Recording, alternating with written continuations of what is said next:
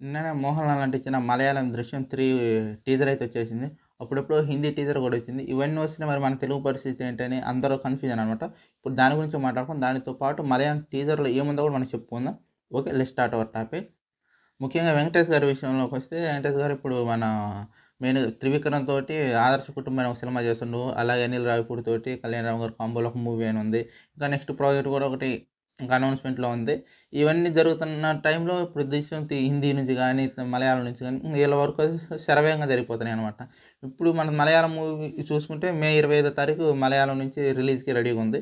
హిందీది కూడా త్వరలోనే అక్టోబర్‌లోనే ఏమో అప్పుడెప్పుడో వచ్చినప్పుడు అక్టోబర్‌లోనే ఏసేశారు. ఇలా ఇవన్నీ వచ్చినప్పుడు ఏందంటే చాలా మందికి తెలిసిన విషయమే. అది వెంకి మామకి తెలియకపోవడం పెద్ద విషయం ఏం గాదు. ఎందుకంటే మన తెలుగు ఆడియన్స్ హిందీలో మూవీస్ గానీ, ఏదన్నా అదర్ లాంగ్వేజెస్‌లో వస్తే సబ్‌టైటిల్స్‌తో ఆటోమేటిక్‌గా ముందే చూసేస్తారు. అదే వెంకి మామ బాధ అనమాట. ఇప్పుడు వెంకి మామ ఏందంటే 'ఆదర్శ్ కుటుంబం' అనే సినిమా ఉంది. మళ్ళీ 'అనిల్ రావిపూడి' తోటి ఎలాగైనా సంక్రాంతికి ఆ మూవీ రావాల. ఒకవేళ ఆ ప్రాజెక్ట్‌లో గాని ఉంటే, ఇవన్నీ చేస్తూ ఇప్పుడు 'దృశ్యం 3' చేయాలంటే ఆయనకి అంత టైం లేదు. ఈ ముందే ఫిక్స్ అయిపోయిన ప్రాజెక్ట్‌లు గదా! ఇవి చేసేలాగా అతనికి సరిపోతుంది. దీనివల్ల ఏందంటే 'దృశ్యం 3' అనేది కొంచెం వెనకబడొచ్చు. మేబీ ఫ్యూచర్‌లో చేయొచ్చు అనుకున్నాం అనుకో మనం. ఎందుకంటే ఆల్రెడీ మలయాళంలో వచ్చి మనకి హిందీలో వచ్చిందనుకో, ఒకవేళ మలయాళం మనం స్కిప్ చేసినా కూడా హిందీలో డెఫినెట్‌గా మన ఆడియన్స్ చూస్తారనమాట. ఎక్సైట్‌మెంట్ అలాంటిది. సినిమా బాగుందంటే మనం లాంగ్వేజ్‌తో మనం సబ్‌టైటిల్స్‌తో చూసేవాళ్ళు చాలా మంది. అలా మన తెలుగు రాష్ట్రాల్లో హిందీ వచ్చినోళ్ళు కూడా చాలా మంది ఉన్నారు. ఓటీటీలోకి రాగానే డెఫినెట్‌గా చూసేస్తారు. అలాగే ఇప్పుడు మలయాళం మూవీస్ మాట్లాడుకున్నా కూడా మలయాళం మూవీస్ కూడా చాలా మంది సబ్‌టైటిల్‌తో చాలా సార్లు చూసిండు. గతంలో ఫహద్ ఫాసిల్ గారి మూవీస్ గాని చాలా మంది ఇలా చెప్పుకుంటూ పోతే బాగున్నాయి అనుకున్న మూవీస్ అన్నీ సబ్‌టైటిల్‌తో చూడటం మనకు అలవాటనమాట తెలుగు ఆడియన్స్‌కి. అలాగని 'వెంకి మామ' నాకు తెలిసినంత వరకు స్కిప్ చేస్తాడు. ఇది 'దృశ్యం 3' సబ్జెక్ట్ ఏదైతుందో దాన్ని డెఫినిట్‌గా స్కిప్ చేస్తాడని నేను అనుకుంటున్నా. ఫ్యూచర్‌లో ఒకవేళ చేయొచ్చు అనుకుంటే, ఒకవేళ డైరెక్ట్‌గా నాకు తెలిసినంత వరకైతే 'దృశ్యం 2' వచ్చినట్టు 'దృశ్యం 3' కూడా ఓటీటీలో రావచ్చు. నా అంత హ్మ్, రిస్క్ కూడా నేను తీసుకోననుకుంటున్నా. ఎందుకంటే సినిమా ఆల్రెడీ మే 25 తారీఖున దగ్గరలో ఉంది. ఇప్పుడు అత్యాధునిక ప్రపంచంలో మనం అంటే బాగా ఓటీటీ ప్రపంచంలో బతుకుతున్నాం గదా! డెఫినిట్‌గా అందరూ 'దృశ్యం 3' చూసేలోపు తెలుగులో చూడడానికి అంత ఇంట్రెస్ట్ చూపియరు. దాని తర్వాత వెంకటేష్ గారు కూడా ఎక్కడో అన్నారనుకుంటా. అన్నారో ఏమో తెలీదు గానీ, మామూలుగా నేను ఆయన ఒపీనియన్ అయితే నేను డెఫినిట్‌గా చెప్తున్నా. ఒకసారి చూడండి. ఎందుకంటే ఇప్పుడు 'దృశ్యం 3' అనేది ఒక హిట్ 'దృశ్యం' అనేది ఒక హిట్ ఫ్రాంచైజెస్.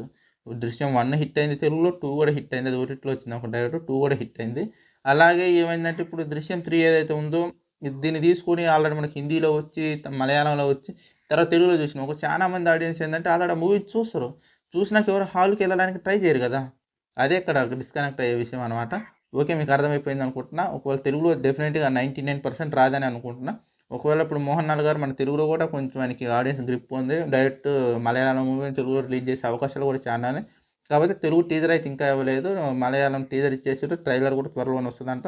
ఈరోజు మే 1 తారీఖు. మేబీ ఒక వారం తర్వాత 25 తారీఖు ఒక 10 రోజుల ముందు ట్రైలర్ రిలీజ్ చేస్తారు. ఇక్కడ మెయిన్‌గా మాట్లాడుకుంటే టీజర్‌లో ఏముంది బ్రో అంటే టీజర్‌లో పెద్దగా ఏమీ లేదు. కాకపోతే ఆ ఇంటెన్షన్ డైరెక్షన్ బాగా చూపిస్తారు.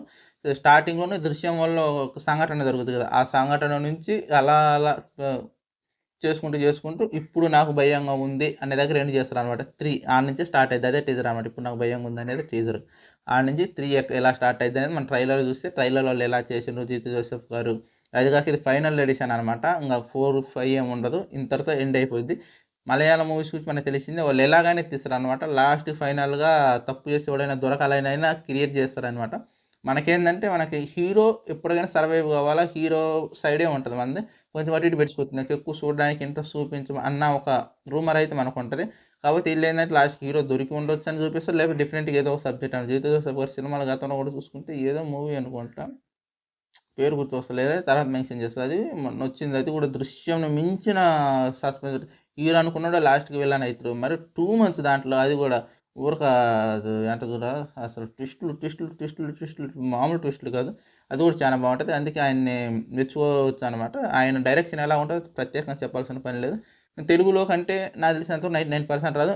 చెప్పడం మర్చిపోయాను కదా! మీకు ట్రైలర్‌లో ఏమో చెప్తాను నాకు ట్రైలర్‌లో పెద్దగా ఏం లేదు చెప్పినా కదా! ఎండింగ్‌లో నాకు భయమేస్తుంది అనే దగ్గర ఆగిపోద్ది. స్టార్టింగ్ నుంచి ఏందంటడు, నాది ఒక చిన్న ఆదర్శ కుటుంబం. నా కుటుంబం ఆదర్శ కుటుంబం అని వస్తుంది. అది చూసాక న నేను ఒక సాధారణ వ్యక్తిని. నాదొక చిన్న కుటుంబం. నా కుటుంబంలోకి ఒక అనుకోని వ్యక్తి వచ్చిండు. ఆ అనుకోని వ్యక్తిని తిరిగి రాని లోకాలుగా పంపించిన. ఈ కేసు ఇంతటితో ముగిసిపోయింది అనుకుంటున్నా. కానీ ఈ కేసు ఇంకా ముగిసిపోలేదు. ఎవరో నన్ను చూస్తున్నట్టే ఉంది.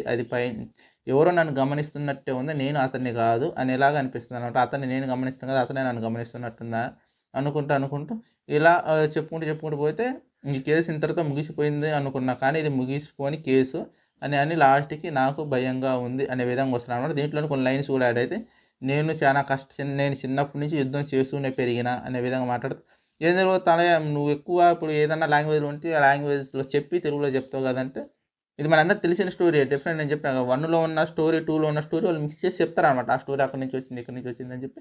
తర్వాత లాస్ట్‌లో స్పెషల్‌గా ఏం లేదు. నాకు భయంగా ఉంది సార్ అనే దగ్గర ఆగిపోద్ది.